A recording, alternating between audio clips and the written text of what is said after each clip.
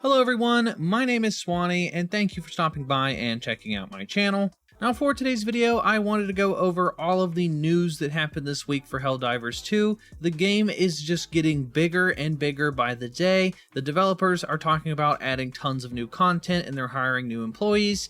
And as of today, there has been a brand new patch. So there's a lot of stuff that I want to go over in today's video, so let's go ahead and jump right into it. So first things first, reviews came out this week for Helldivers 2, and they are overwhelmingly positive. All of the major gaming media outlets are just praising the crap out of this game, which, you know, it's rightfully deserved. And then if we head over to the customer reviews over on Steam, it's sitting at mostly positive with over 53,426 reviews as of recording this video.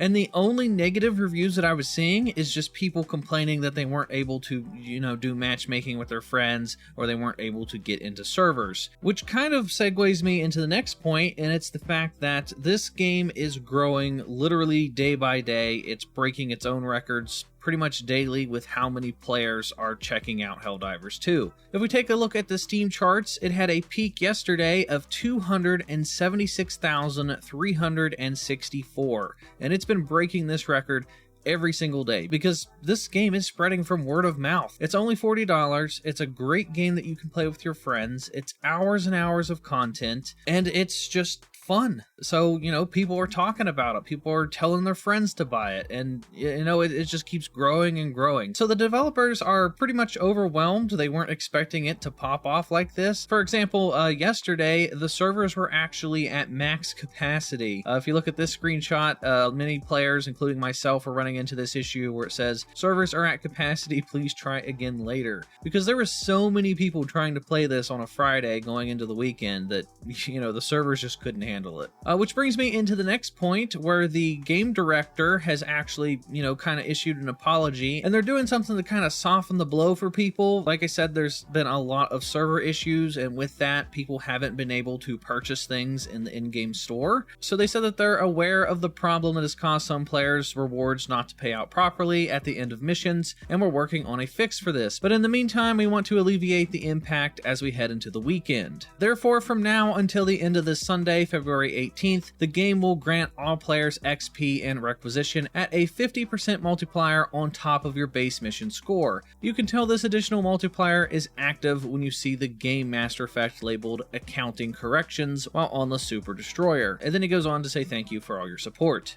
So, that's pretty cool. This is what it looks like in game. So when you're looking at your status effects, you're going to see this until the end of the day on Sunday. So if you're grinding out Helldivers 2 over the weekend, you are going to see some additional XP and some requisition points, which is, that's pretty cool that they're doing that. So next up, I want to briefly go over some of the patch notes. Now, they've actually released a couple of different patches this week, which have mostly just been for like bug fixes and like server maintenance and stuff. But there was a patch earlier today that was released, patch 1.000009. And I'm not going to go over everything in the patch notes because it's a lot of like stability and crash fixes and stuff. So I'll just have it up here on screen so you can pause it and read over it if you want. But the main thing I want to go over is the balance changes and other fixes category. They've done a couple balancing changes. For the defend event difficulty, it has been reduced because so many people were struggling with that event. I mean, they were just sending waves and waves of just endless barrages of enemies, and people were getting just extremely overwhelmed, and it was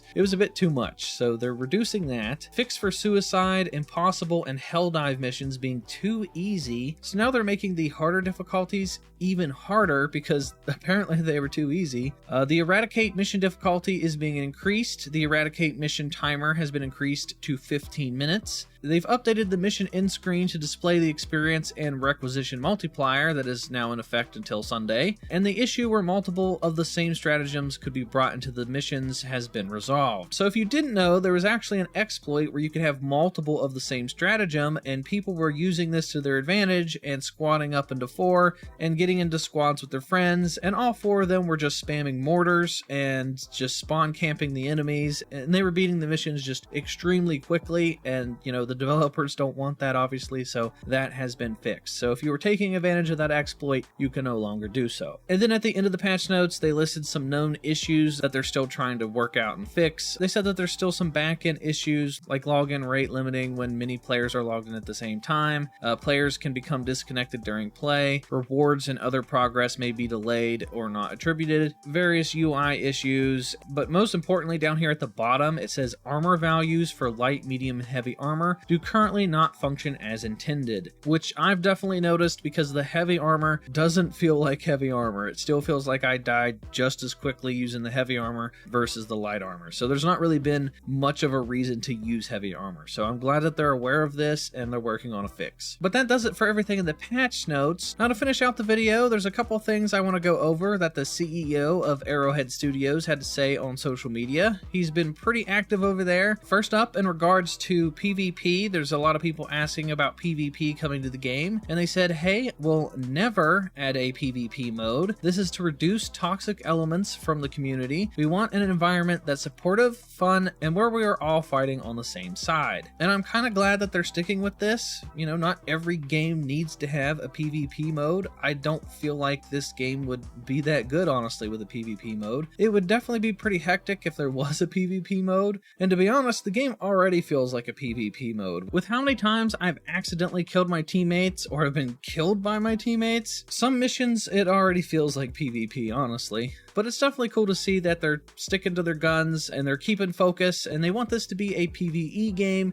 and not a PvP game. So next up, somebody asked him about a roadmap. They said the game has been a blast so far, and I know that you're busy with server issues, but any news about the roadmap? And he said that the team is working on it. Our old roadmap is very out of date in comparison to what we now want to do.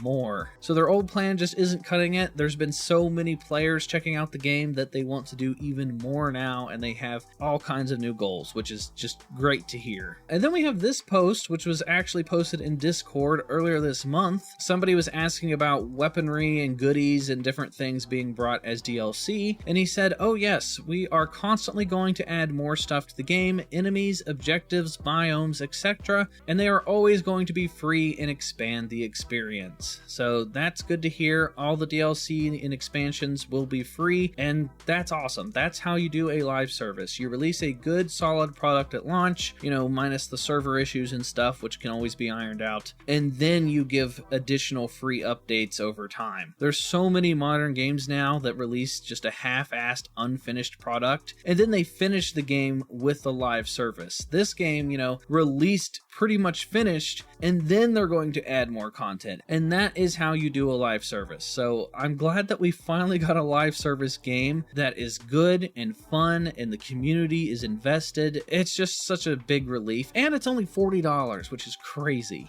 And because of all this success that they're having and these big plans that they have for the future, there's this article here. Helldivers 2 starts recruiting more devs for the war effort after its galactic success and aims to accelerate and beef up its content plans. So yeah, they're doubling down. They're like, hey, people are interested in this. We're going to hire more developers and we're going to pump out more content, which is pretty awesome. Plus, it was already confirmed with one of the launch trailers. At the very end of the trailer, they showed that little sneak peek of the mech suits, and it says coming soon after launch. So one of the first major DLC updates that we're going to be getting for the game is going to be some sort of mech suit vehicle. Plus, I feel like the game's going to grow even more once people have the option to call in their own freaking mech suit from the sky and just drive it around and just annihilate all your enemies. That's going to be so much fun. I cannot wait. And then the final little bonus thing I want to go over before I end the video is that the CEO has been tweeting out some like game info that isn't really available to the public. A lot of people have been asking about certain weapons and what they do and whatever. So he says, in Helldivers 2, the explosive trait means that the weapons will do 100% damage against enemies that have massive squishy parts. Other guns will only do 10% damage against those parts. Examples of massive squishy parts are the charger butt and the spewer butt. but there are others as well. So any weapon that does explosive damage means it will do technically 200% damage against their weak spots, and other guns only do technically 110% damage. So regular weapons do 110% damage to weak spots, explosive guns do 200% damage to their weak spots. So keep that in mind when you're using explosive weapons.